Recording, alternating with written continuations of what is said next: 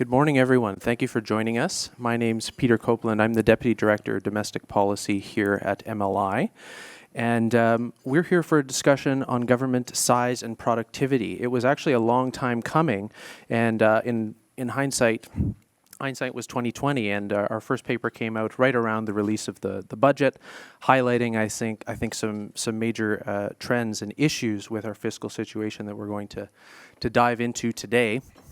The question that motivates this series of papers, of which one is being released, and there's two more to come before the end of the year, and another event like this early December that I hope you'll join us for, is the recognition that Canada's government keeps growing, yet are taxpayers getting real value for their money.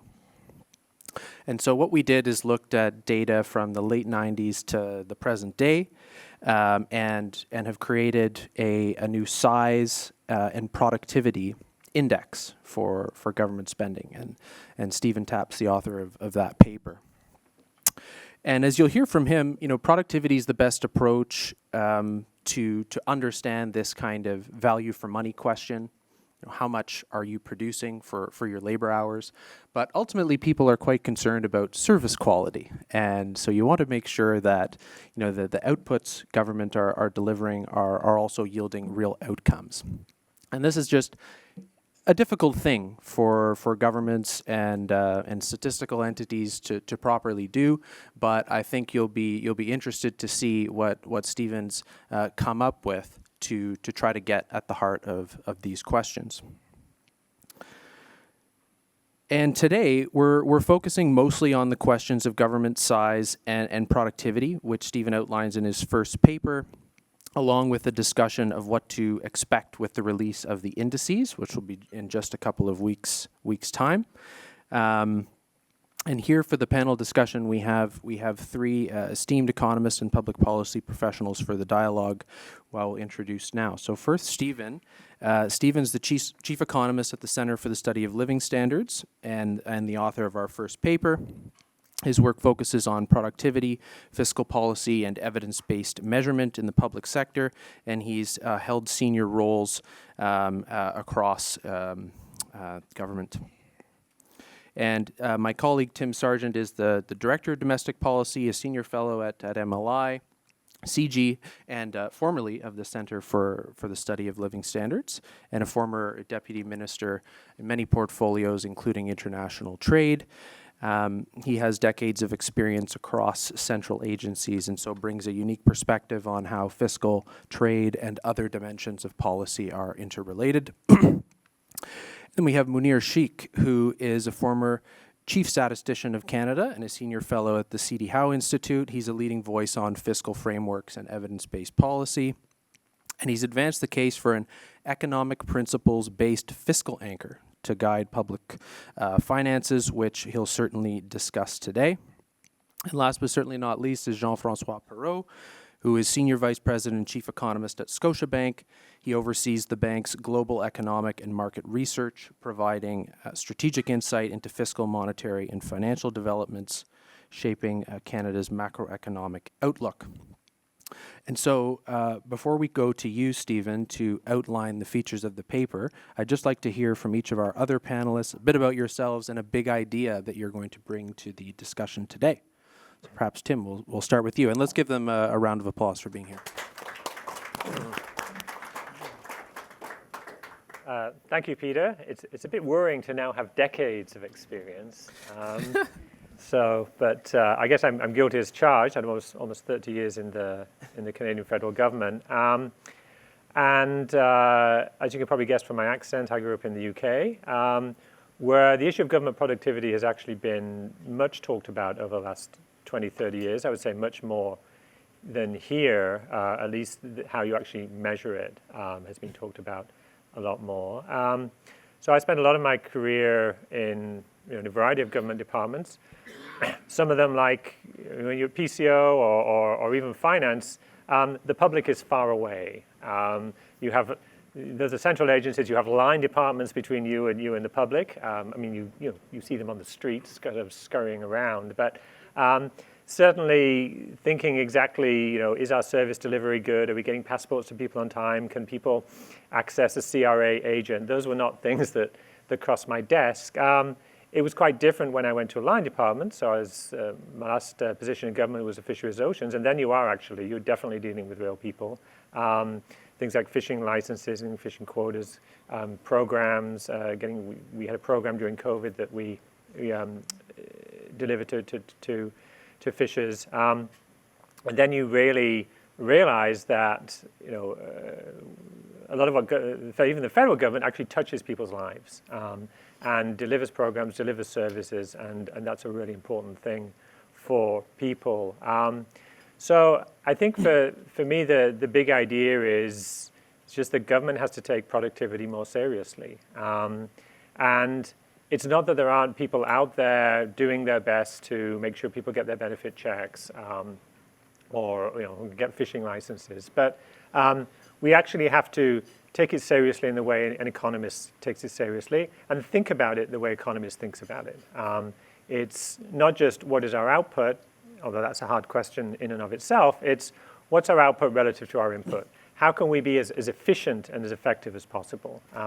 And that means asking difficult questions like, should we be doing this particular activity? Would this activity be better done by the private sector, by the province, or perhaps by no one? It's just not an activity that we should be providing. And certainly in my career in government, we never really asked these questions, except every so often there would be a cuts exercise and we'd be forced to think about what needed to be thrown from the sledge. But it was never a consistent, day in, day out, always thinking about, how can we be more productive? Whereas, of course, in the private sector, people have to think about that all the time, because if you don't, you'll ultimately go out of business. So just to finish, again, I think the big idea is productivity in a concept just needs to be much more embedded across government, not just amongst the comparatively few people within government who are economists. Thank you. Munir? Well, let me pick up where Tim left. His main point is that governments should take productivity seriously, of course. I spent 35 years in the government. Tim spent many years in the government as well. And so the question on my mind is, why doesn't the government take productivity seriously? That's the first question that comes to mind. The second, related to Stephen's paper, we have gone through expenditure review exercises, God knows how many times. I've done one by myself when I was at PCO. So why do we keep going through this cycle of irresponsible spending, and then of course an expenditure review to control it? So to pick up on Tim's point, they should do it, but the question then is, why don't they? And secondly, what should be done to get a handle on that problem? Well, why don't they? There's a very simple answer from economics. There are no incentives. We live in a democratic system, and the focus is for politicians, before anything else, to get re-elected. And so their incentive is to spend to please everybody, and second, to keep the taxes low so nobody screams about paying high taxes without getting anything in return. So there is an incentive in a democratic system to mess around with fiscal policy and, of course, monetary policy. On monetary policy, governments came to their senses and say, we need to have an independent central bank with an anchor which they would always try to get to, regardless of what the circumstances are. So we have 2% inflation target, independent central bank. So we've solved that problem. Fiscal policy, we haven't. Of course, you can blame politicians for that. But one thing which I find absolutely shocking is that the economics profession, you go to university, you get your MAs and PhDs, you get taught about all the good principles of economics.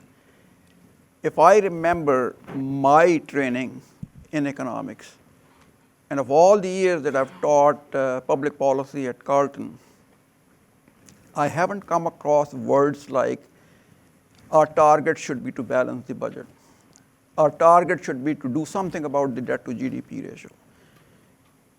There are economic principles that we are taught about fiscal policy, but as soon as you leave the university and enter the corridors of the Department of Finance, somehow people forget that we were taught something about fiscal policy, and they stop thinking about that, and they start talking in terms of the language of an accountant, balanced budgets, debt to GDP ratio. I mean, these are not economic constructs. And so I'm basically making 2 points. One, we need to understand that governments don't function appropriately because we don't have the right incentives. And secondly, we need to have some anchors which would tie the feet of the government to economic principles. And to me, when you apply that observation that I have to most of the things that the government does, it is no mystery for me that our productivity is so bad. Thank you. Very good. We'll delve into that further. Jean-François. So I used to be a public servant. I stopped that 10 years ago, and while I was there, I worked for Tim for a few years. So I've got a fair amount of policy experience, both internationally and domestically. But I will say that one of the things that was a real eye-opener when I left the public sector to go to the private sector was some of the points that Tim made, like understanding how individuals and companies are impacted by the world in which they operate. You know, when you're in the policy world, you know, it is a little bit ivory tower. It's, you know, you set policy on the basis of what you think is right or what the government wants to do and these kinds of things. But once you start engaging actively, as we do in the financial sector, with the real economy, how people make decisions, how people worry about stuff, what incentives drive certain decisions, you get a very different perspective on what is good policy. And of course, you know, we spend a lot of our time trying to explain to the public what policy is doing, and you know, that can be challenging. In terms of like the big ideas, you know, I'm going to build on what Munir said. So we've been writing about this for a few years now. It's all fine and dandy to have a fiscal anchor of some sort to guide policy, whatever, a debt to GDP target, if you can come up with the right construct for that, you know, maybe serves as an appropriate guide to anchor policies and direction of policy or fiscal deficits or various types of things. Those can be easier or harder to meet depending on inflation and various number of things. But what they don't do is provide a sense of accountability other than I've met my fiscal targets. So, you know, whatever your debt forecast, your deficit commitment is, we're going to balance the budget in a couple of years. You can balance the budget in a couple of years and say, we did a fantastic job. And that, I think, is an extremely simplistic way to think about fiscal policy and the role of government in the economy. So, you know, we've been arguing for a while to add an additional overlay to that, to think of accountability not just in the fiscal sense, but in the economic sense. So think of, you know, what if the government had a GDP per capita target? Say, listen, our policies are designed, and you're voting for us, and we will set in place policies that will generate 2% GDP per capita growth per year over the life of our mandate, or something like that, to ensure that even as you meet your fiscal commitments of some, whatever they are, that it comes with, you know, a tangible set of policies that are going to benefit the economy in a way that is clear. And in the context of kind of GDP per capita or productivity, whatever objective you have, you know, I think it would condition policies in a very different way than, you know, simplistic anchors as they've been laid out. In addition to that, what it does, and it gets to some extent to the incentive part, but it's kind of an ex ante incentive, it creates accountability. Like accountability on real stuff, not accountability on fiscal stuff, which, you know, sovereign rating agencies will worry about, some market folks will worry about. But accountability to the folks who put you in power, that you are truly delivering on policies that are improving their welfare in a broad sense. And ideally, you can be even more specific about, our objective is we want to raise productivity growth by X% over X period of time, or raise investment by X% over X period of time. Because I think another fundamental challenge of the world in which we live in, which is reflected in this productivity stuff on the government side and the size of government, is there's no penalty for governments that don't behave fiscally, that don't deliver for the population. Certainly has been the case in the Trudeau years. It's certainly the case when you look at the provincial level. Look at Ontario, for instance, and the outcomes there. There is no penalty for not. There is rarely a penalty for not delivering in a way that households and companies in the country should benefit from. So that's, I think if we had that kind of a mindset, we would have meaningfully different economic outcomes. While holding governments to account, and the government's saying to Canadians, hold us to account. This is what we're trying to do, and vote us down if we don't deliver. Very, very good stage-setting remarks here. I think we have a clear sense of productivity is certainly important. We want to be efficient. There are very different incentives in play in the private and public sector. We want to realign those to the extent that we can. But ultimately, this question of what is our fiscal policy really aiming at, and how connected are these metrics and these things that we pursue through fiscal policy to the ultimate outcomes that people expect of government. And I think of a chart that Stephen has in his paper that illustrates this very well, and so I'm going to turn it over to to Stephen now to tell us a bit about what he's found. Okay, thank you very much. So you may have a presentation deck that I normally present with slides, so they were nicely able to print out some slides. So if you look around the table, you should see a deck here, and I'm going to go over a little bit of summary. Can you hear me okay with the microphone, I think? Okay.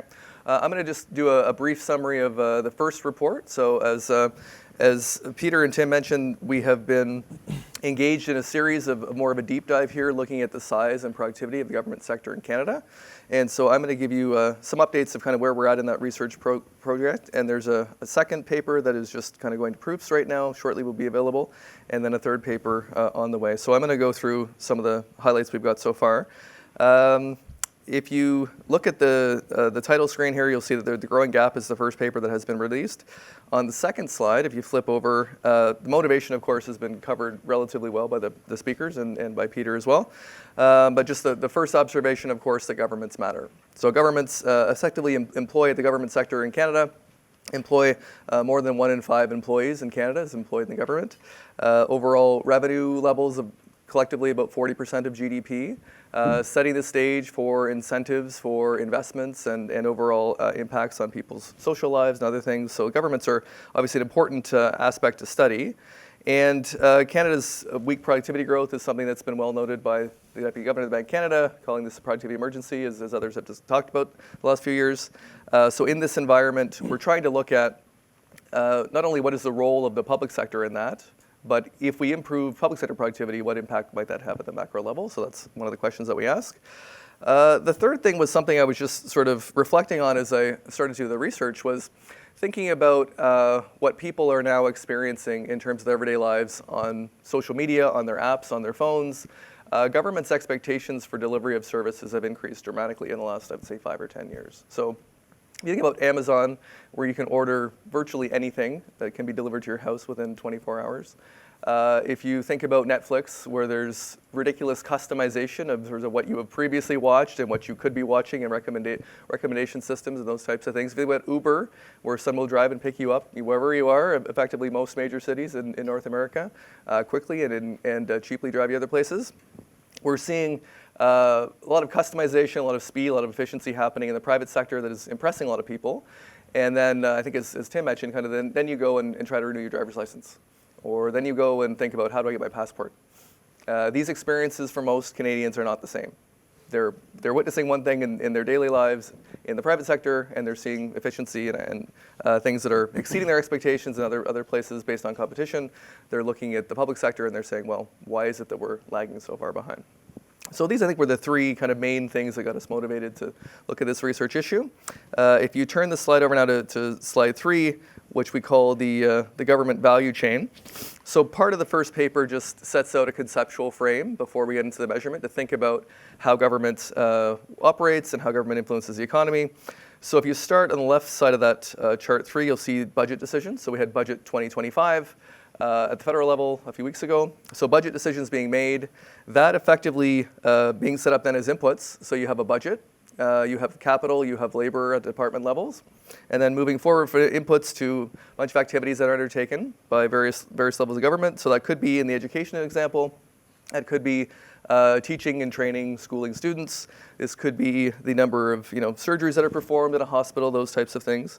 Looking at these activities and then measuring outputs. So Tim had a paper last year looking at some of these alternative measures, where we've looked at productivity statistics at Statistics Canada. You can also look at other measures, and that's kind of what we've done in this series of papers. So how many students have graduated, as an example, from the university system or college system? How are test scores doing? We look at the wait times in hospitals. This could be kind of consider the outputs of the system, and then you get further onto outcomes. What do we really want a government to be doing? So in those cases, are patients healthy after these surgeries? Or have they landed a job in the labor market that is fulfilling for them? Are they productive? And of course, I think the tricky part here is that you want to focus on outcomes, but acknowledging that government doesn't fully one-to-one direct those outcomes. It might be the case that the education system's done a great job, but there's a recession this year and people kind of coming out have bad labor market outcomes. That may not be the fault of the education system, but that may be related to the outcomes you're looking at. But so this just kind of gives you a general framework thinking about moving from inputs to outputs. The inputs to outputs comparison is what obviously economists look at is in terms of measures of productivity and measures of efficiency. And the outcomes, I think at the end of the day, is more what Canadians are focused on. Are governments hitting the targets that they set? Are they being effective to some extent?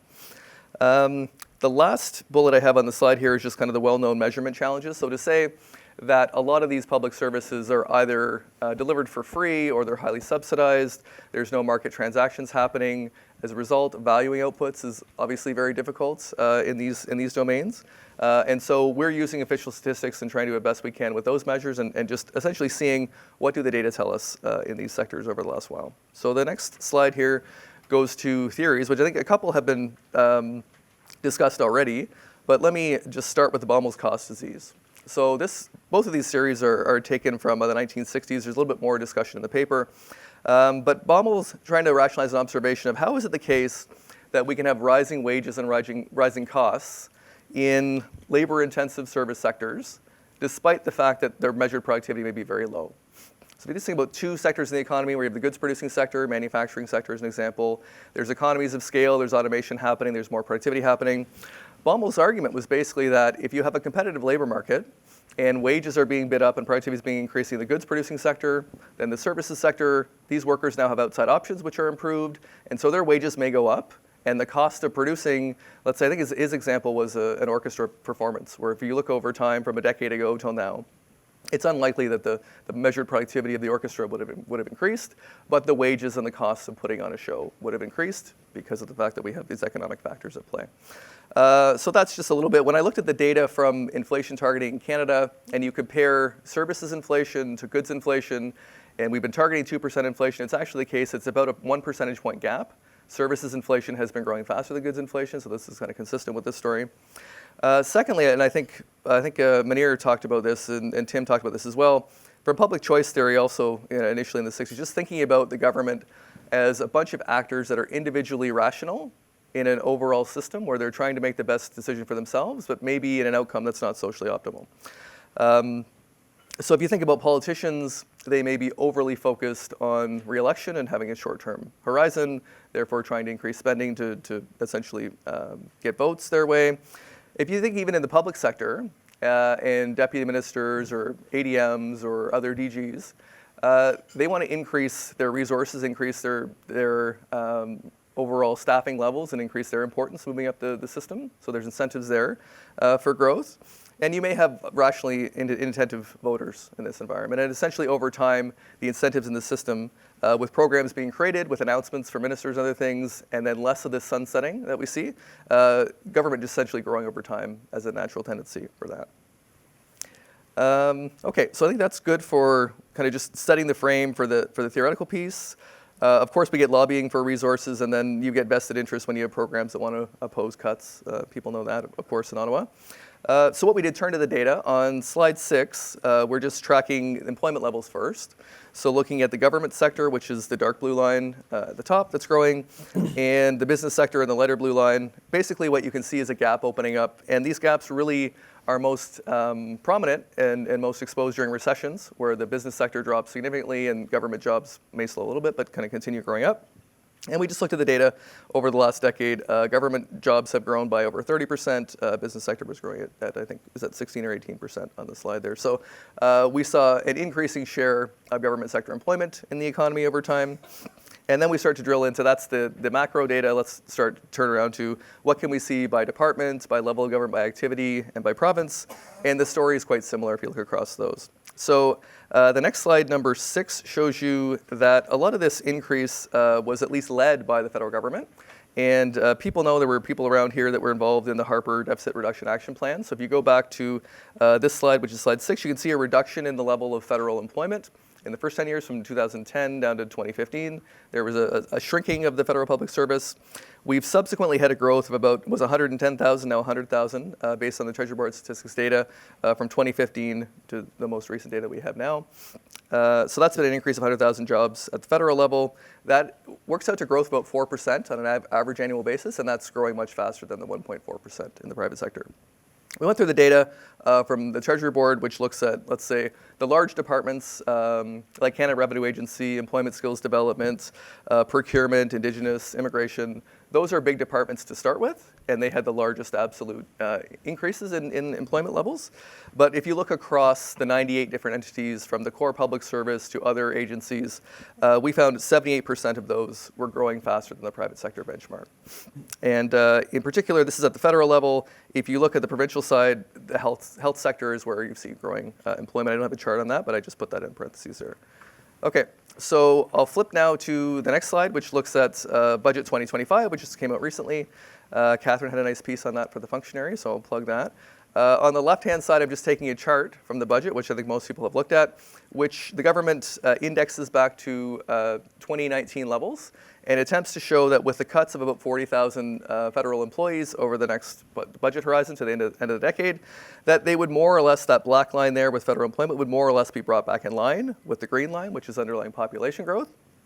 I've done the same chart, but I indexed back to 2015, actually, just to kind of go back over the longer decade and consistent with the rest of what we've done in the paper. And you see that there was additional growth that happened prior to 2019. So actually, if you take the horizon from 2015 and go to 2030, it's still the case that with the reduction of the 40,000 employees, we're still not back to what the level would be in terms of population. And I think so starting points matter, and people can move around with the data. But if you kind of look over the horizon of when we had a new government, it's still an increase overall. Government has a comprehensive expenditure review underway, as everybody knows, which was sort of moved quickly through the summer. And there are some partial announcements of that through 2025. They're looking for $60 billion in savings. And for most departments, that equates to about a 15% reduction in operating budgets. But there are several departments where it's a smaller 2%. So the next chart on number 8 is a table that shows you, when we look across from StatCan data, a lot of different government activities. This includes the government sector. We have education, we have health, we have the subcomponents of those, we have provincial and other levels of public administration. And the main point there is, as we again had the business sector growing at 1.4% employment, essentially 88% of these categories in the government sector were growing faster than the 1.4%. The only real exception, otherwise are sort of rounding errors, was defense. So federal defense, if you look over the last 10 years, if you look over previous decades, there's been essentially stability or very little growth in federal defense services. It turns out that's one of the areas where measured productivity is actually quite high in the data. And of course, Canada's been seen as a laggard in this area, and a lot of push from south of the border and other places to get up to our NATO targets. So we think that number is going to change over time, but that's an area where effectively there's been very little growth in employment.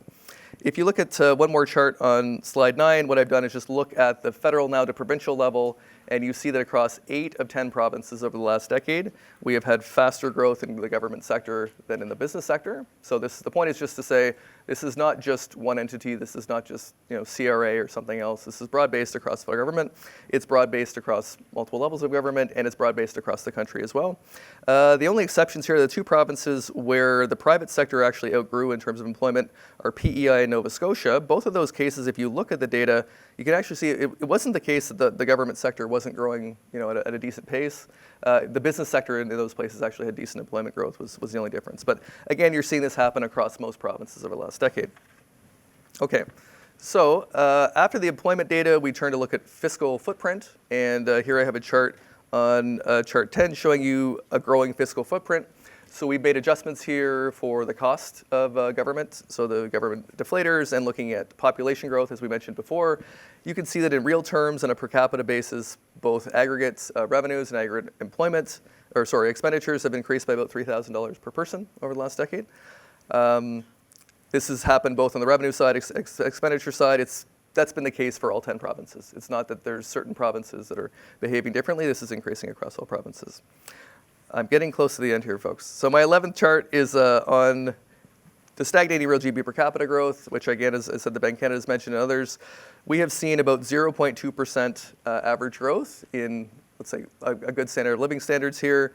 In the last decade, that's about a third of the pace that it was in the decade prior. So we're certainly in a productivity crisis, I think, as many have identified.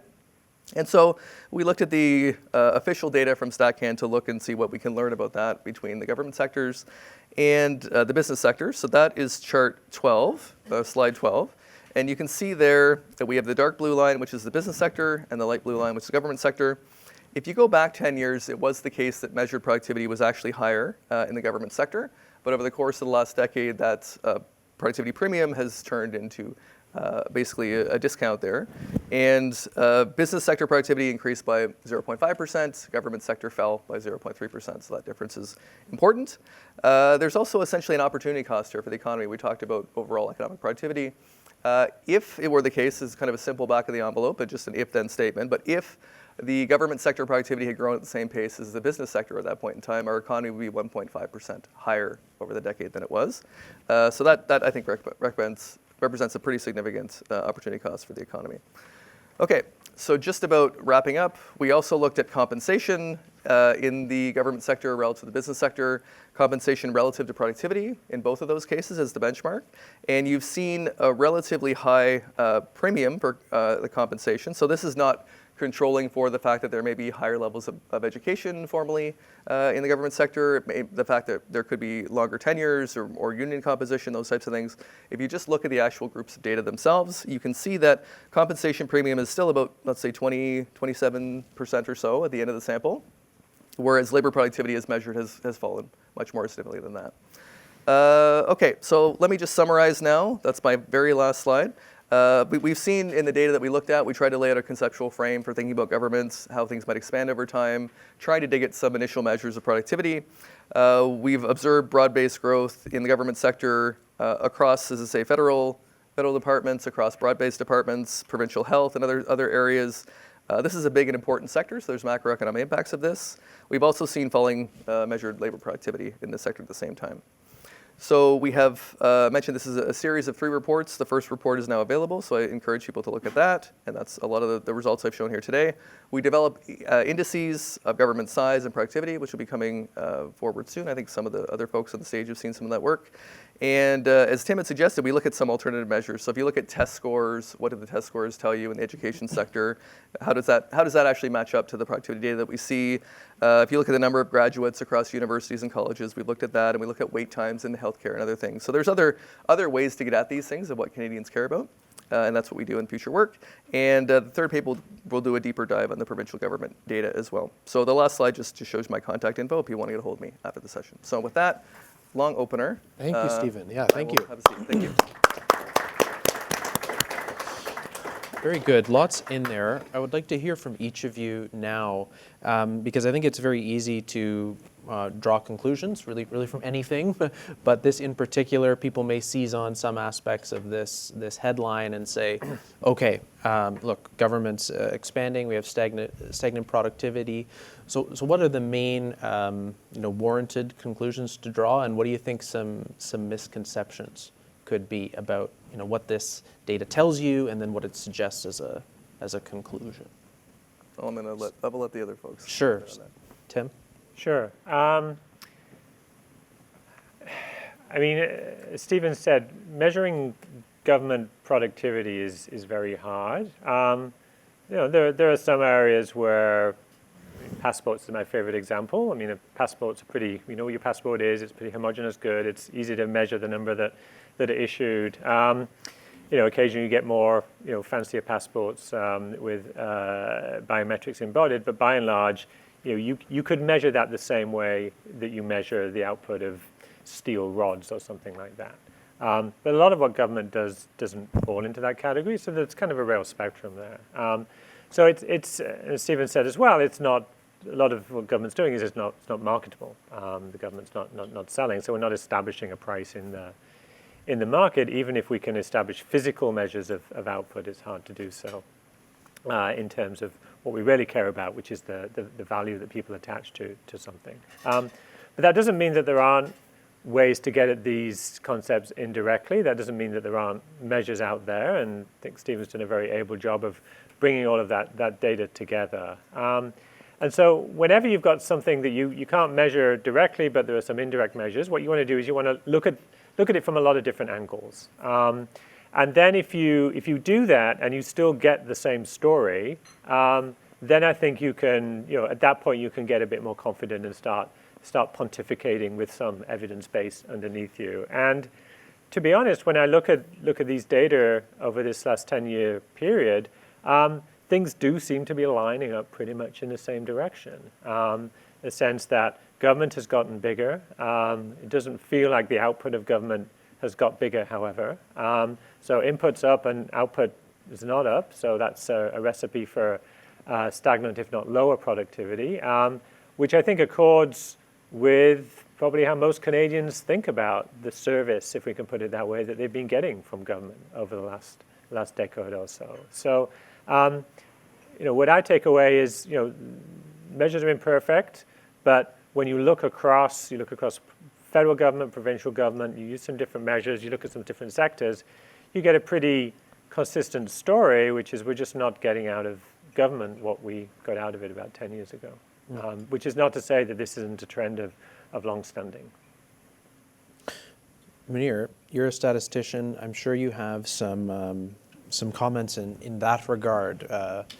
What exactly does this tell us? Is this the right, set of metrics to understand what's going on here? What would you conclude?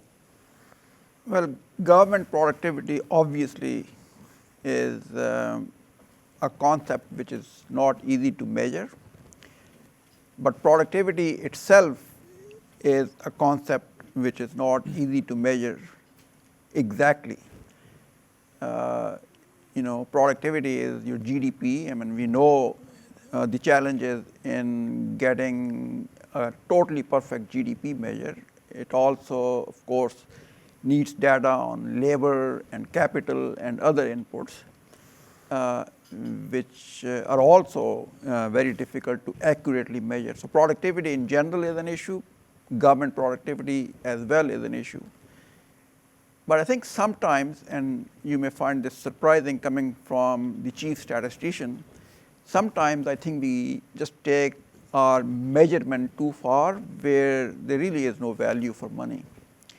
So if you look at Canadian productivity or Canadian government productivity, over time, however imprecise the measure is, you compare what that measure is telling you over time and also internationally,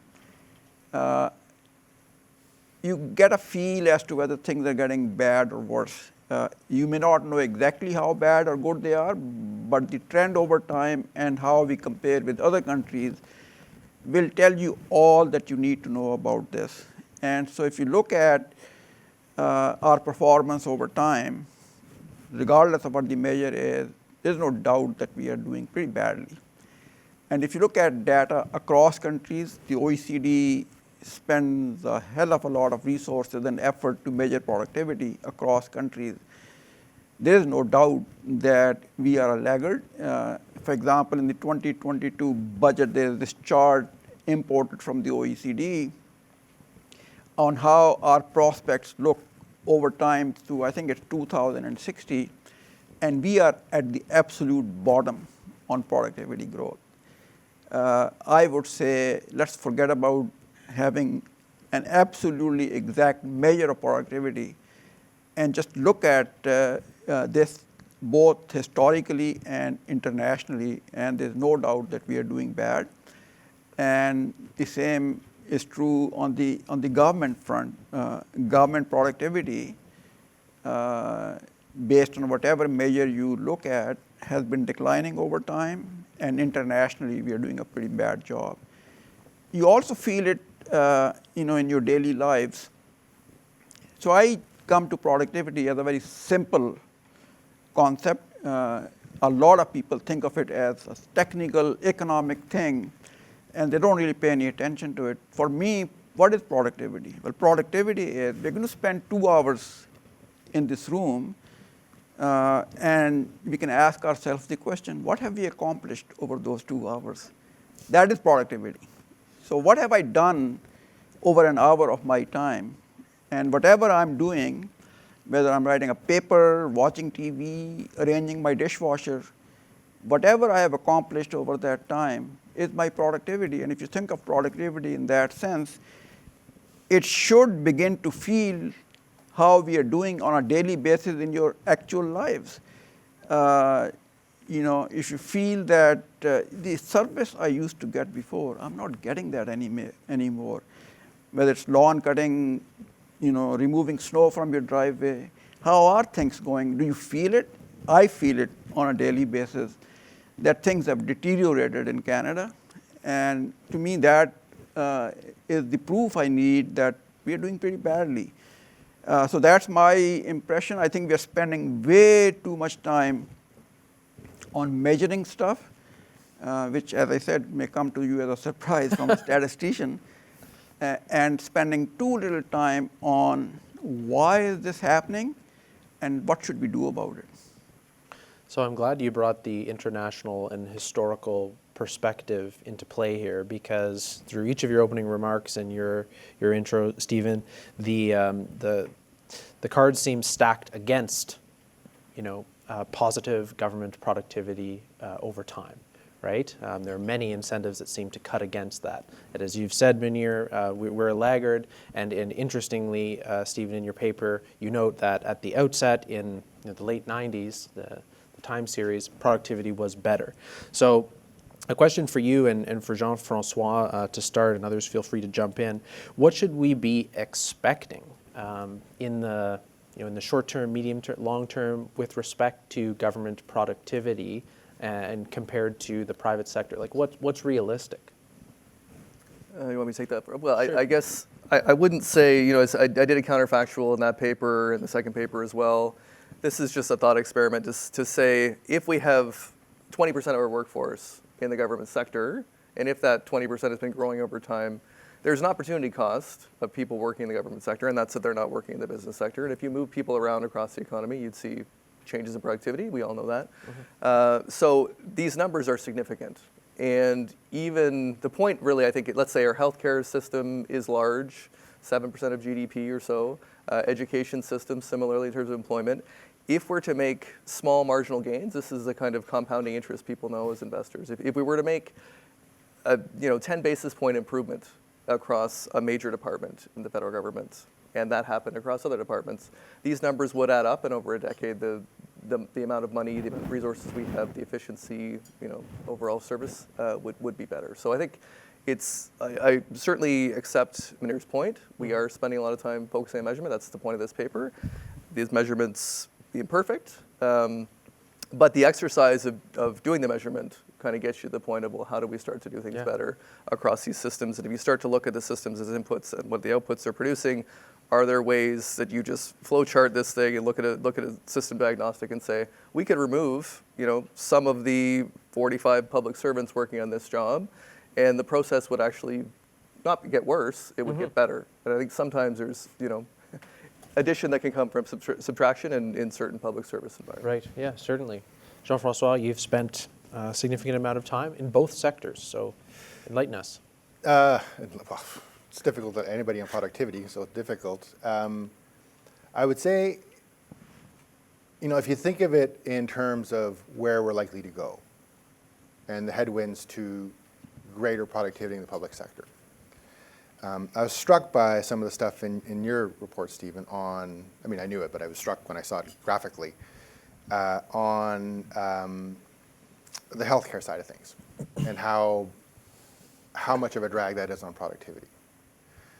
And one of the things that struck me with that is, if you think of the strains on the system now, they are in large part related to demographic aging and folks moving into a state of their life where they require more health care. And that's only going to get worse and worse and worse and worse.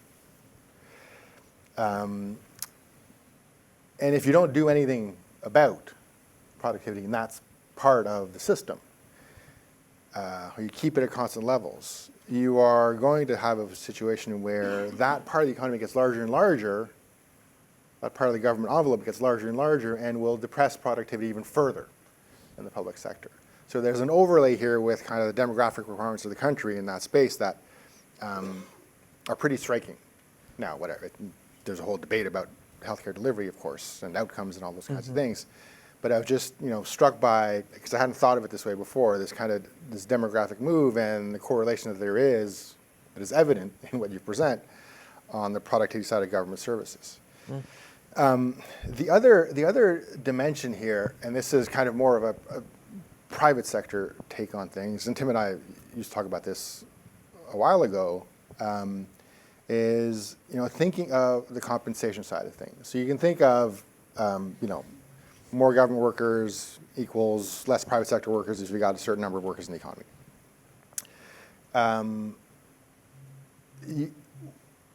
One of the things that is apparent from my experience in the private sector is you pay for talent. And there's a limited ability to do that in government. So when you look at, say, compensation costs of government, wages of government are like 30% higher than they are, or wages, compensation, 30% higher than they are in the private sector. I'm sure that's true. I don't know. The solution in my mind is not the obvious one. The solution in my mind is maybe you need to raise public sector salaries in the space of folks who have a greater control over the policy delivery world. And at the same time, I think you can significantly reduce the wage bill if you aligned public sector salaries with private sector salaries at, I'll say, in the more administrative world. And that's where the big gap is. If you're a call attendant at CRA or operate one of the helplines somewhere in government, I can guarantee you are paid way, way, way, way, way more than the folks that do this at Scotiabank. Way more. And there's a real competition effect. Now, of course, people need access to services, and there's so the solution in a place like ours is if you have a hard time finding people to do the things that you need, well, you rely on technology as much as possible. And you pay as much as you need to get the resources that you need to do these things. So one way to, at least that's how I've been thinking about it for a while, one way to ensure better delivery, better results from the public sector is change the wage structure completely in government. Allow for a world in which, the more administrative side of things is competitive with the private sector. But at the same time, allow for, you know, I hesitate to use higher value, but, you know, higher ranked people in an organization to be competitive with the private sector as well, so that you ensure that funds are, the folks that are managing the money are as competent as you can possibly have. Now, I know it's the government, it's not the private sector, the different objectives. But it's just been striking to me that, you know, looking at, and you kind of know this when you're public sector, you say, oh, I can make more money if I go outside, and depending on where you are in an organization. It's not, again, it's not true for administrative staff, generally speaking, but it is eminently easier for a private sector company to come in and pick off good public servants than it is for that to work the other way around.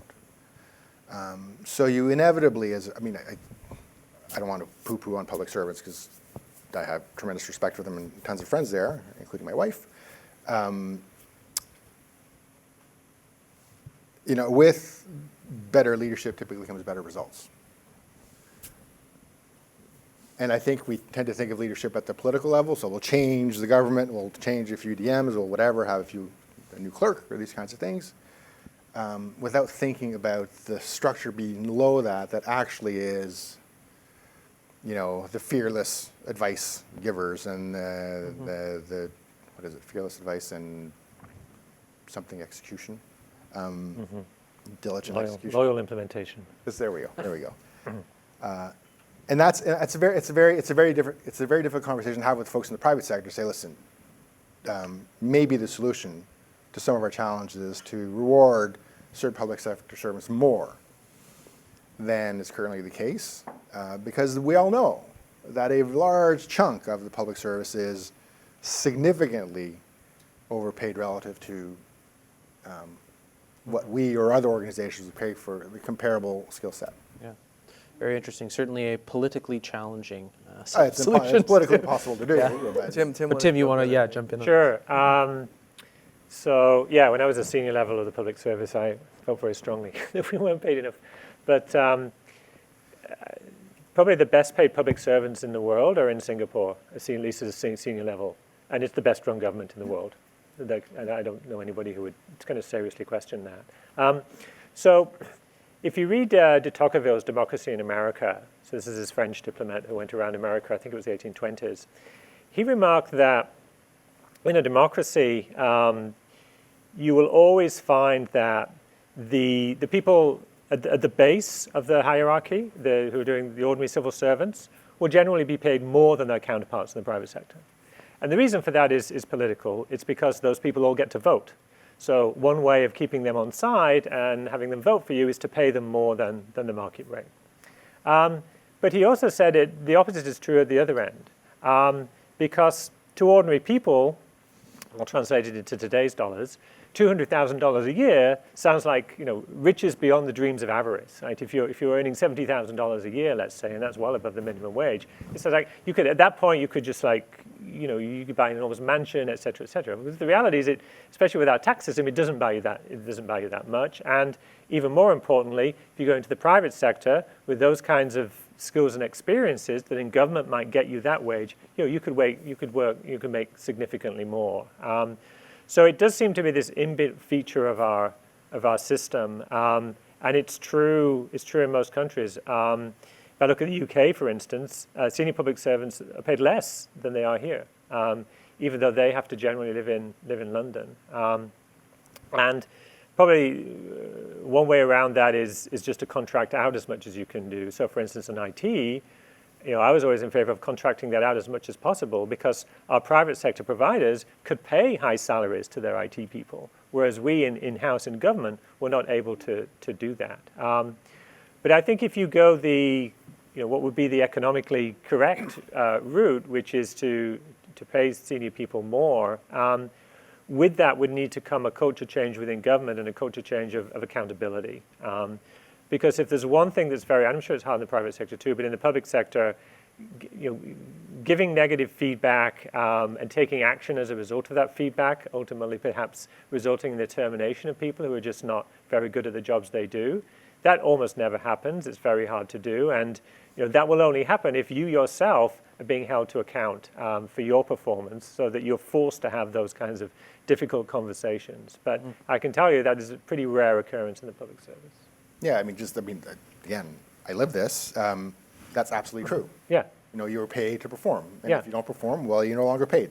Yeah, exactly. And that comes with advantages, but comes with certain costs for those who, shouldn't be paid. Exactly. But the economy would say probably need to be somewhere else. Okay, I want to shift gears a bit before we come to the budget and contemporary circumstances. Talk a bit more about this relationship between outputs and outcomes, the quality of service. I think, Munir, you simplified things for us. You can in fact get a sense of when you're being productive and when things are working well. And as Stephen, you point out in the paper, like the trends are remarkably consistent across sectors and provinces. Outputs declining, and we certainly, I think, in many areas see commensurate declines in quality in the outcomes. And Tim, I want to start by asking you about this, and then turn to others, anyone else who has thoughts, because you did a paper trying to look at some of the key outcomes in various government sectors earlier this year. How adequate are the current productivity measures at telling us ultimately about the quality indicators? How neatly can they be linked? And is it something that government needs to do a much better job at tracking, or that we need to be focusing on more in these types of conversations? Sure. So what I did in a paper that I did a little while, a bit less than a year ago now, is just take a couple of sectors where things that government does where we have some sort of outcome measure. So I looked at education, I looked at healthcare, and I looked at public safety, so criminal justice system. And one of the challenges there is, education. Well, actually, let's take healthcare, for instance. One measure you'd like to use is the health of the population, because that's ultimately what you care about. But the reality is, studies show, the health of the population doesn't necessarily have a huge connection with the healthcare system. A lot of it is just diet and exercise and those kinds of things. Some of it's genetics. Some of it's the quality of the environment and how much pollution is being put in there. So it's not that doctors are completely useless. I don't want to give anyone that impression. But they're probably not explaining more than 30-40% of the health population. So what you need to do is look for something that's really proper output of the healthcare system itself. So I looked at the number of operations that were being performed across a range of different common maladies. And what you saw was the number of per person in the population was going down. For education, I looked at test scores, because I think that should be mostly due to the quality of the teaching you get, and those have not been keeping pace with other countries. And then the criminal justice system looked at things like the number of people found guilty, and then the number of people in prison. So these all tell a fairly consistent story, but they're not the same as the way government measures productivity. For the non-market sectors, what government does is it measures the inputs. It doesn't measure the outputs. So it's measuring. So you can get productivity growth. You get high quality people. You get more capital investment. You're going to see productivity increases, and then the reverse will be true if those things turn around. But they're not very, very closely connected. You'd hope that if you invest more and you get better people, that you'll see better outcomes, but you might not. You might not at all. Now, there are countries that have, like I said at the start, the UK has done, has gone further down this road. And certainly I don't disagree with Munir. It's pretty obvious we're doing a bad job in a lot of sectors, and we need to really be looking at, what we need to change from a policy perspective. But, I do think, if you do want to improve accountability in the system, I think getting some measures that you can then use to hold the system to account, I think is actually quite an important thing to do. But I think in Canada, we're quite a long way from being able to do that. Can I just piggyback Yeah, on please. what Tim said? Because we've taken some of the data that Tim had in his Yeah. paper and started pushing it a little bit further. And so what some people told me when we looked at the StatCan data was, well, this is a pointless exercise. They're just going to be adding inputs and labor costs. Whatever you're going to see on the productivity side is going to be nonsense. It's going to be noise. Well, in fact, when we look at these more alternative performance measures, and I look at the measured productivity based on StatCan definitions in education in secondary schools, it has been negative over a period of time. If you look at test scores in the PISA 15-year-olds internationally, it's not just the case that Canada's gone down. It's that every province in Canada and every possible thing that they measure, from science to reading to math, has gone down across every province. So it's not like you're kind of cherry picking statistics. You're saying, let's look at the totality of the data, and it's showing us that's bad. If you then move to the other sectors and say colleges in terms of number of graduate diplomas, college diplomas, look at universities, measured productivity is better in the university sector than it has been in the primary sectors. And so these alternative measures actually line up quite well with these official statistics, in the sense that areas that look problematic in official statistics also look problematic when you dig into some underlying data, which is not just input-based data, but other let's say seemingly objective data. And it's not just the case that it's one or two provinces or it's one or two activities. A lot of the data that we've seen in here, it's just surprising. I've done research for 20 years. You don't normally see 15 series go down. Yeah. You see one or two go up and something else, but you're like, no, everything, every measured statistic we have on test scores over the last, and it's not just the pandemic, it's not just 2022, it's every year has been worse than the last survey that was done across every domain, across every province. How is this possible? So I think that to me is more, if you just even put aside measurement challenges of the data that we have from StatCan, start to look at some of these measures that people might care about, and then start to think about, okay, well, there must be some diagnostic there. What's happening? Is it the ratio of students to kids? Is it the way that we're teaching people? It starts to drill down more into, okay, what do we do then to solve these problems? Yeah, I think in there is a lack of one-to-one comparison, but what you do in light of that is you try to gather as much data about all the different sectors, and lo and behold, you find what you're finding. So I want to ask a little bit, probe a little bit further on this public choice theory as a driver of government growth. A counter-argument or perhaps a different trend that might be in play here would suggest that, state growth is something that's been occurring in industrializing countries for a fair bit of time, as individualistic societies have kind of hollowed out the family and the civil society, and so government is increasingly called upon to fill needs. Like I can envision in someday, a ministry of, I don't know, like friendship formation or something. Like the government is going to come in here and fill in these gaps. And on the other hand, private actors, they increasingly, I think, certainly when they get to a certain size, have incentives to lobby the government more and so they in fact contribute to greater to government size. And so, two other possible factors there. And I think when you look at some measures, because Munir and others, you mentioned how liberal democracies in particular are perhaps more prone to this growth in government size. When you look at, for example, U.S. government expenditure as a percentage of GDP, it is larger than China's, although it doesn't include state-owned enterprises.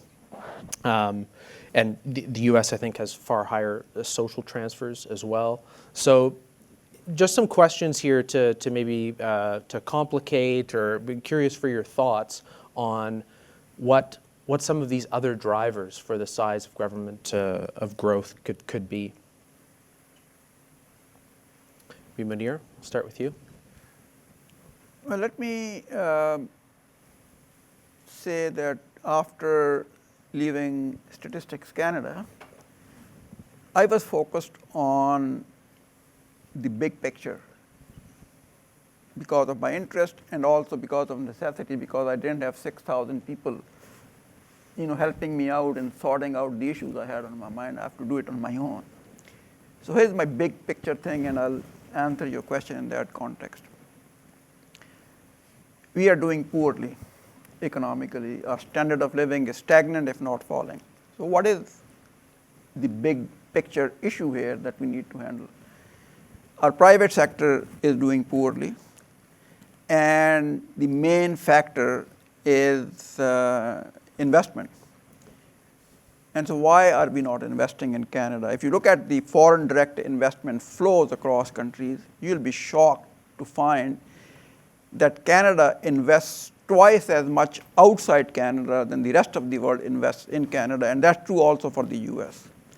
So we are investing abroad, and our incentives here are such that the rest of the world doesn't do nearly as much as we do. What explains that? Very simple explanation. Our corporate tax system is completely messed up. So Jackman and I wrote a paper for the Globe and Mail saying, you need to fix this, guys. In effect, the paper said, the government of Canada, the new government of Canada, the very first thing they should do is to announce that you're going to fix the corporate tax system so Canadians can invest their money here rather than taking it abroad, and the rest of the world would want to invest here. That is our number one issue. So as I'm talking about big picture stuff, the government, our productivity in the government sector is pretty bad. We can run around and fix individually thousands of things the government does. All we need is a few hundred years to get that done. But what is it that one can put in place which would create the incentives that the government's mindset would be, we need to do things well everywhere? What is that one big thing? And to me, that one big thing is the fiscal anchor. I mean, if you don't have your anchor right, you're going to mess up everything. Just imagine a situation. The ship's captain, there's a ship, its captain announces, we are going to face a huge storm. And the first thing we're going to do, we are going to get rid of the ship's anchor. And the people who are on the ship would come to, are you out of your mind? Is that the first thing you do when you face a storm? Believe it or not, that's what the government of Canada does. We have two anchors, balanced budgets and debt GDP ratios. We face a recession. What does the government do? We obviously cannot balance the budget. We obviously cannot keep following our debt to GDP ratio. What is the value of that anchor? That the first thing you do when you hit a storm is to get rid of it.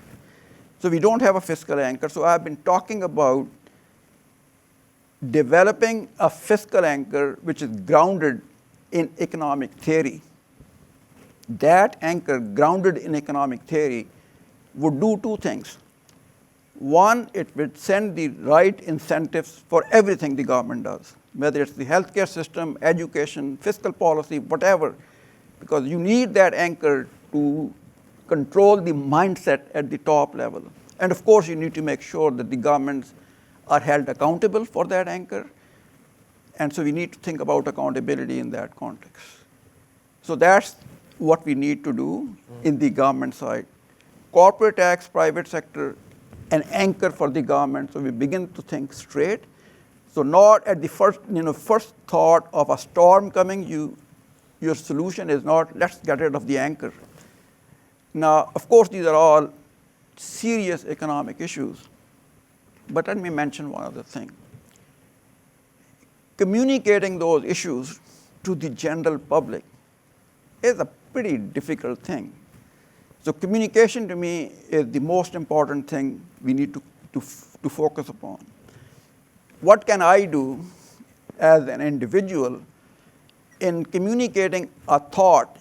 I find it really bizarre when somebody says, I said that myself, because that's the reality at this time. Good public policy is bad politics. Now you think about it. Does it make sense to you? Like, good public policy means people are going to be better off. And if people are going to be better off, how can that be bad politics? Good public policy should be good politics if explained to people properly. So what did I do? I take that thought, good public policy is good politics, and I wrote a novel, and my second novel actually on that topic.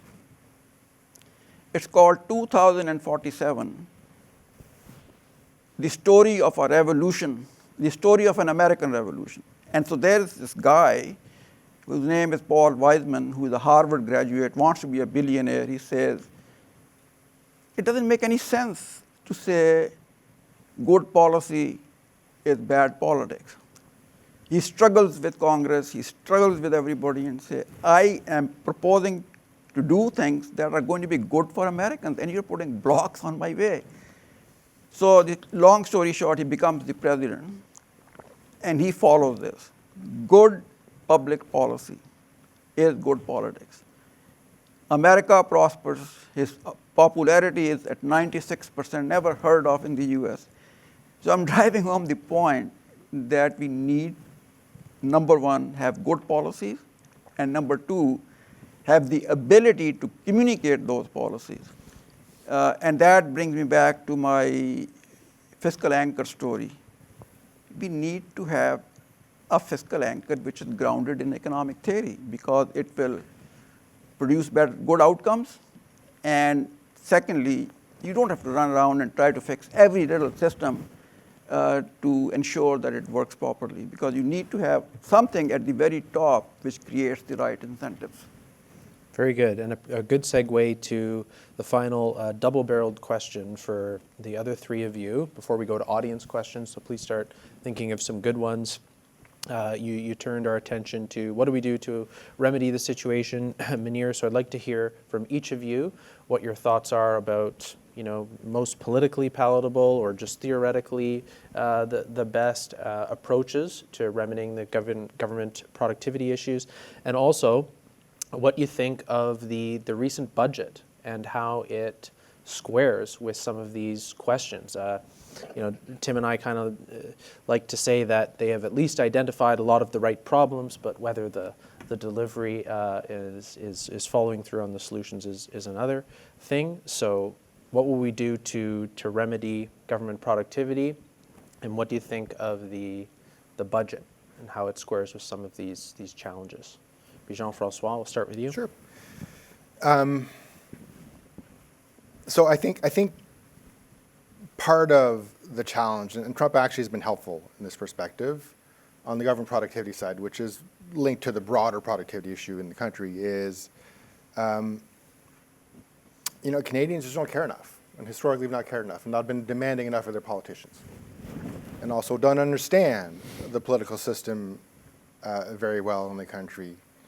As we've seen, for instance, in the last 10 years under Prime Minister Trudeau, where a lot of blame was put on him for things that really were the result of jointly bad policies at the provincial level.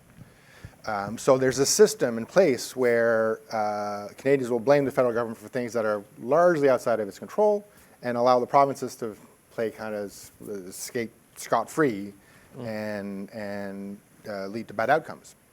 And we're seeing this in a bunch of provinces, and we've seen this for a long time. So that, to me, is a kind of a foundational element to being more serious about these things, is to have a mechanism through which people understand how government works and what they can deliver. Now, of course, that's probably impossible.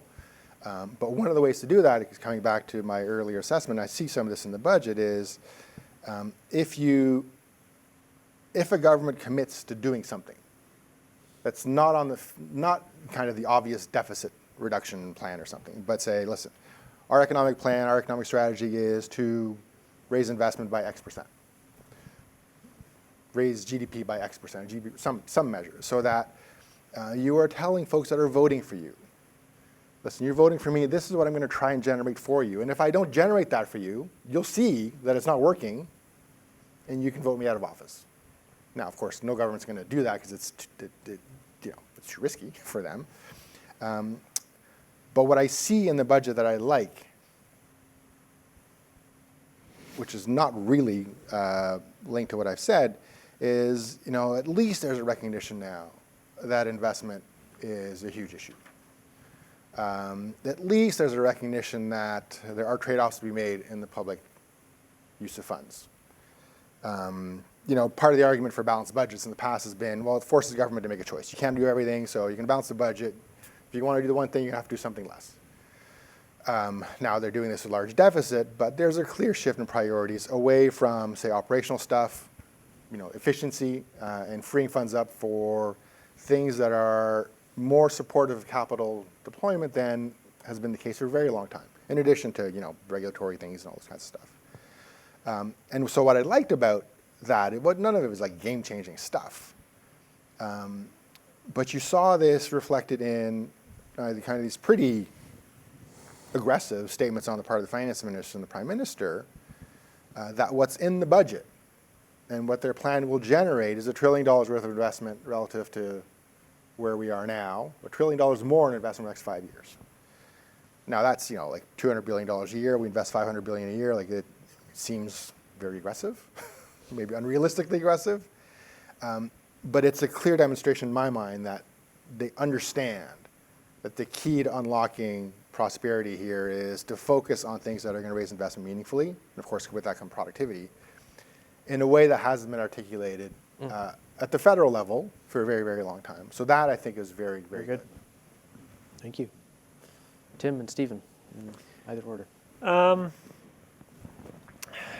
Well, I guess I would say that the key to better performance, and this is true in probably every walk of life, is accountability for outcomes. And one of the big challenges that we've had in Canada, particularly over the last 10 years, but I think it's been true for decades, is lack of clear accountability between federal government and provinces for outcomes. And Jean-François talked about it. The federal government has spent a long time interfering in healthcare. It's clearly a provincial responsibility. There's just no argument about it. There's no reason why Ottawa has to interfere in what provinces do. If Iceland can run a perfectly good healthcare system, so can New Brunswick, so can Ontario.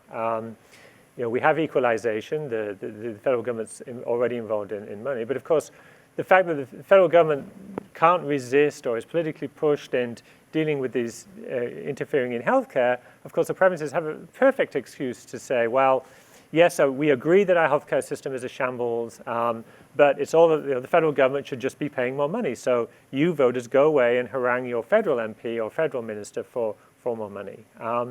And until we really get governments, different levels of government, in the right swim lanes, focusing on their problems and accountable for their outcomes, I don't think we're going to make a lot of progress on a lot of the big issues facing our country.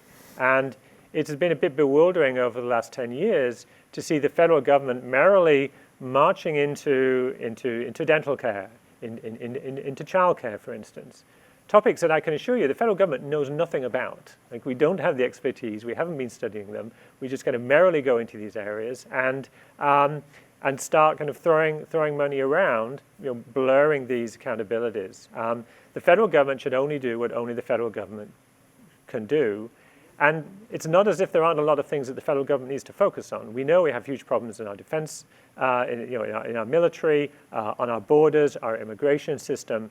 The federal government has a pretty big to-do list of its own without taking on the provinces' to-do lists. And so, as I say, I think accountability between federal provincial governments as well as accountability within government is what we want to see. And I'm not sure that the budget, and I agree, I think that at least finally focusing on the right problems really does that. I think we're seeing $5 billion for more hospitals, for instance. Again, like the provinces should be building hospitals, should be financing hospitals, not the federal government. So I think while there are some good things in the budget, I really think that the federal government hasn't really cracked that nut yet. Excellent point. Final for you, Yeah, Stephen. Try to be brief. And okay. We'll take 3 questions. All right, start. so I'll leave the budget discussion aside and then focus more on the how do we improve productivity and building on what was said earlier. So I think Tim's right on that. To me, I think the game changer in this environment would be to allow departments, ministries, deputy ministers to more flexibly reorganize and reprioritize. We have a lot of across the board, you get a haircut of 15%, you get 15%, but you can't line up your employees from the top to the bottom and say these bottom 5% or 15% are gone. Based on the way that the unions work and other things, you just simply cannot do that. If things were changed in such a way that there was more ability to hire and fire, that would change the system in a dramatic way where you could probably see improvements in performance. So I think that's a big game changer. The second thing, at least at the federal level, this is knowledge work. What we do and what most people do in Ottawa is knowledge work. And technological adoption potentials now through artificial intelligence and other things, if your job is to write briefing notes, you should be able to do that in a secure, safe environment in a much more efficient way. The cost of producing research and knowledge is declining rapidly. So there should be opportunities for the strategic policy function, other places in government, to produce more output with fewer people and not relying on Phoenix level kind of changes of technology. Simple subscriptions to things like OpenAI and other things done in a responsible, meaningful way could dramatically improve knowledge. Yeah, well, very good. We have papers coming out on federalism and subsidiarity and getting the provinces and federal government out of one another's hair, and a lot of work on AI as well. And productivity does go up when it's embedded in productivity enhancing goals, not just slashing employees, which I think is politically palatable and good for productivity. So we're going to take 3 questions at a time here, and Jacqueline, my colleague, so one right here, a little right here, and right there. Okay. Thank you very much. First off, Stephen, congratulations on your timely release for your report. And thank you to the rest of the panelists for their insights. My name is Anthony Saders. I'm the Vice President and the Canadian Armed Forces Liaison at NATO Canada. A rather brief question today. What must Canada do to attract more foreign investments? That's something we've been struggling with recently. And what incentives, in that case, would be on the table? Thank you. Okay, foreign investment, good. And it's these 2 folks right here. Hello, my name is Adrian. Really good talk, by the way. Thank you very much. One question I had, and you talked a lot about this, how we need to better communicate good policy. My question is, how? A lot of politicians, maybe so far at least, they've just been giving quick slogans or just little nutshells of information. But how do we properly communicate these ideas, especially when Canadians don't seem to care enough about these good ideas and policies? So do politicians have to sit down at panels and somehow force people to watch them explain and articulate these policies?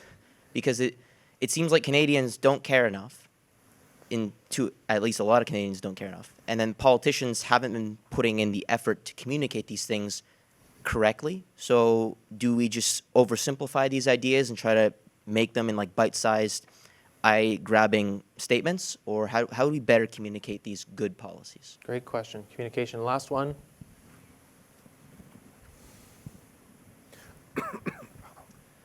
Thank you. Good morning, gentlemen. This question is more intended for you, Mr. Sheikh. Earlier, you stressed the importance of investment as an evaluating factor of good fiscal policy upon the health of the business sector. So I understand in the recent federal budget, there is a stated goal of redefining the capital budget framework in such a way that the portion of deficit spending allocated towards investment will change over the course of the medium and long run from 58% to eventually 100% towards investment. So with that being the case, I'm wondering, is that in keeping with, either in theory or in practice, with your view of the importance of investment in developing and strengthening the corporate sector? Okay, I think there were 2 for Munir, and then so we'll start with those, and then go to others. We're running out of time, so I'll be very brief. On the issue of communication, I think there's a really important need for our senior public service, deputy ministers, for example, the ADMs, to be very clear about what is good policy, and then work with communicators, people who can translate that into appropriate language to convince the politicians that that is the case. I mean, I have tons of examples to argue that that is doable, but that's what we need to do. I haven't seen many deputy ministers in my time in the government putting the kind of emphasis on communicating stuff as effectively as they should do. So that marriage of politicians, deputies, and the communications experts to translate good policies into issues that people can understand. It doesn't mean watering down public policy, it means strengthening public policy because you'll be able to communicate that. On the question of driving investment in Canada to a level that is appropriate, the budget does this tiny bit in that area. I was of the view that this budget should be really focused on a very small number of things to send a message to the world that Canada is open for business. In a document as big as this, I don't know if there's anybody out there in this country who would say the budget has a really clear focus to convince the world that we are open for business. It doesn't do that job. And you had a question about the new direction for fiscal policy in the budget. I would only say that what I am talking about, an economic principles-based fiscal anchor, if you take that on a scale of 1 to 10, where I want to be, the budget is at 0.5.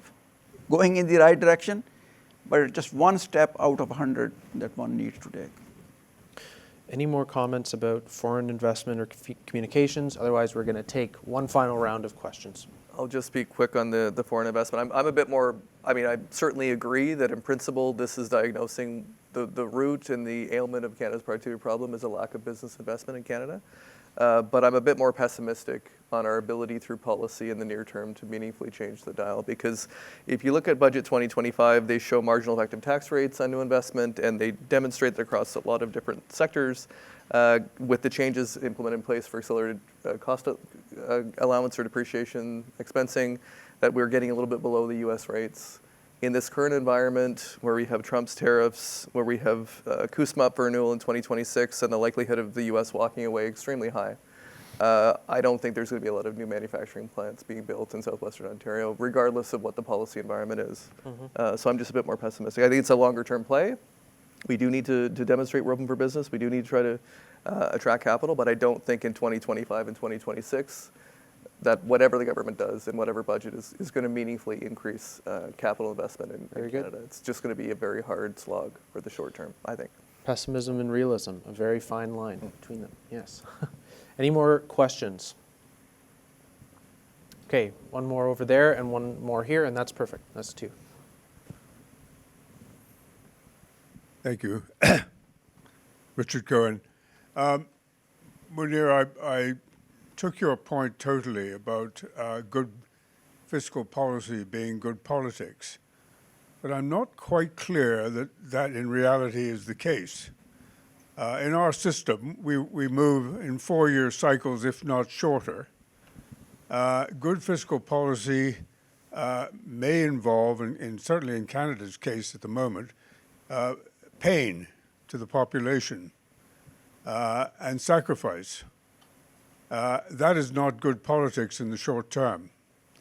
How do we get around this?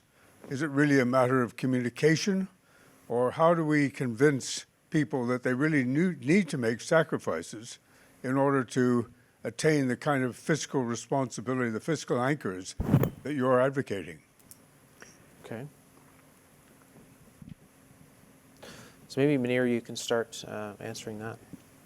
Well, let me give you 2 examples of my own work in the Department of Finance, where we started with the view that good policy, bad politics, but we ended up with good policy.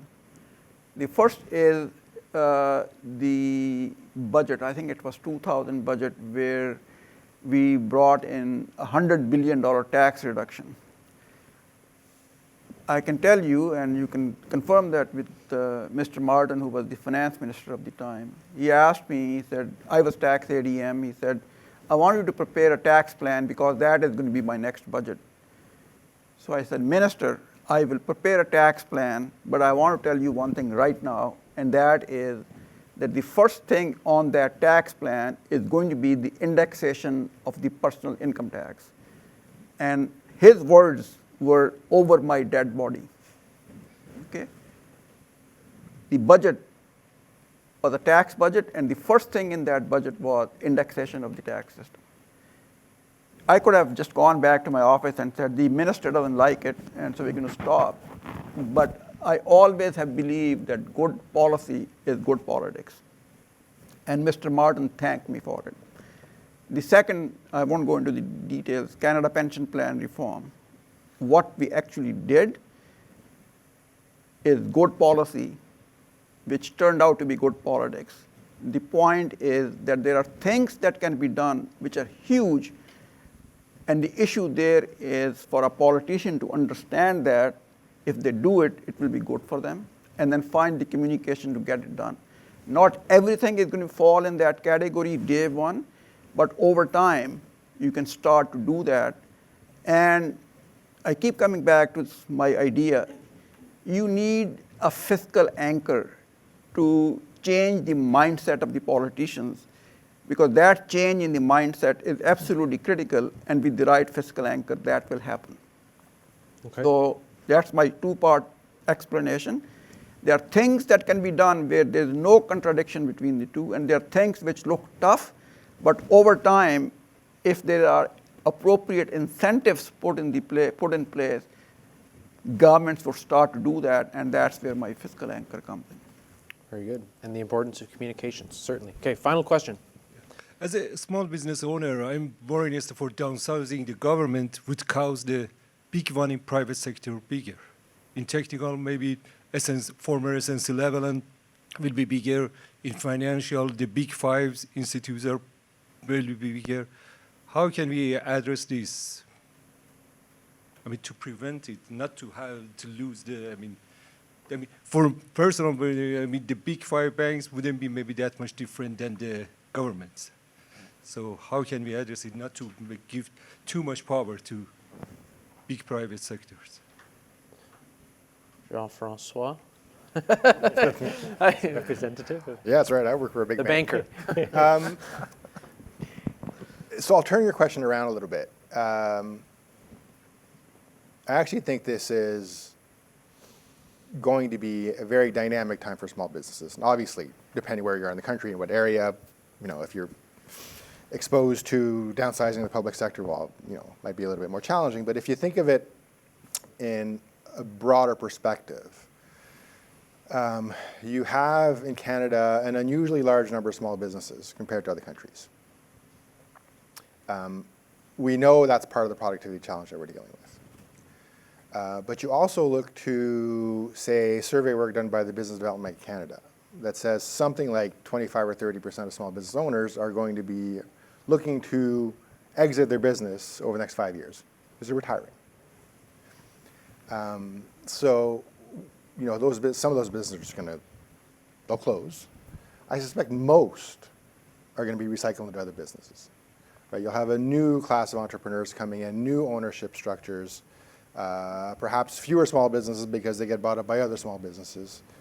So I actually anticipate over the next few years a much, much more vibrant small business community than we've seen over the last little while as this transition in the ownership of that very, very important part of our economy takes place. I don't think banks are going to frustrate that. I don't think the government's going to frustrate that. I think at some point the government's going to maybe try and help that because folks want to sell their businesses and maybe there are programs that you can put in place to help that. But that's an underappreciated part of the kind of the productivity challenge we've been dealing with historically but also an underappreciated part of the potential for productivity to improve as we go forward if, in fact, you get this recycling of capital within the economy. Yeah, difficult times are dynamic times and can lead to positive changes like that. Good to end on an optimistic note. I want to thank all of you for joining us. Sorry for going a little bit over time. Thank you to our panelists and to Stephen for a great paper. And stay tuned for 2 more before the end of the year, before, in fact, the next time we gather here early December for a second panel on those subjects. So thank you. Thank you, everyone.